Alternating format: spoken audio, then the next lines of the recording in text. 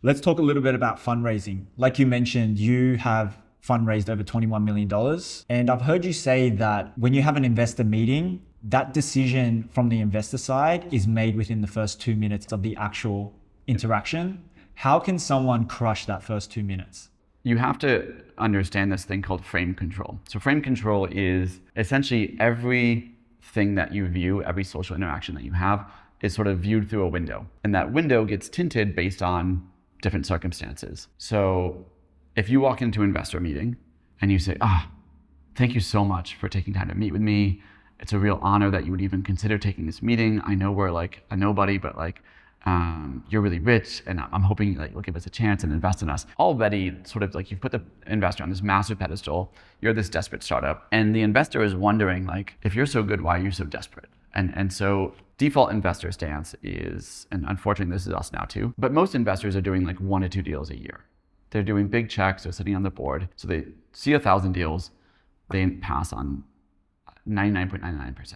So their default frame when they have a meeting is, you want money, I say no by default, and that's just how this meeting goes. That sucks. You're walking in with a card stacked against you. So if you want to win an investor meeting in the first 2 minutes where the decision is made, you walk in and you immediately break their frame. I'd walk in, sit down, and I would set the agenda. I never let the investor set the agenda. I say, listen, glad that we could meet. So-and-so connected us. They've said really good things, but if I'm being honest, I've had a lot of back-to-back meetings this week, so I haven't had a lot of time to do my research. Could you tell me a little bit about your firm, how you add value to portfolio companies that you invest in, and sort of your background? Then I'm happy to do the same on my side, and then let's walk through the business and see if it makes sense for us to work together. So you start by having the investor pitch you, and you don't do it mean. You're just hey, I just said, I'm sorry, I've been rushing. And another thing that I do, this is sort of the way that we're sitting now, I generally try not to pitch this way, because what I don't want is you're over there, I'm presenting on the screen, and it's you're here to review my performance. It feels like a performance report. I try to sit side by side. Ideally, I try to meet in a coffee shop if I can, sort of neutral territory versus their fancy VC headquarters that I'm walking into. And I don't actually present a deck. I just want to have a chat about what we're doing. And it's the frame that I am maintaining through this entire conversation is this round's going to get done. We're raising 5 million. It's going to happen. I'm looking for believers that I want to do this with. Are you that person or not? And if not, that's cool. There's a million VCs, and God, now there's so many VCs. There really are. There's money for every idea, good or bad. But I'm really sort of vetting them.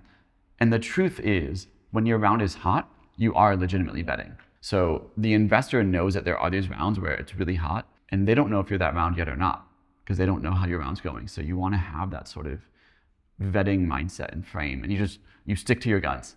You never back down and say, if we just drop the valuation in half, then would you consider as soon as you start getting desperate, the whole thing just falls apart. You're sort of giving them the chance to invest into you. Exactly. Yeah. And you legitimately are.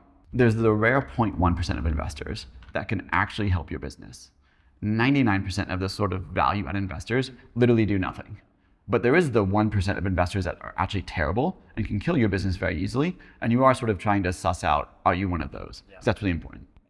So if you made it this far, you're probably serious about building a business abroad. So if you want to take what you learned here and actually apply it, then I want you to check out my free newsletter, because it's here where I turn every interview into a written blueprint. So instead of just watching, you get the exact takeaways and frameworks so that you can use them for yourself. It's completely free and you can sign up using the link in the description below.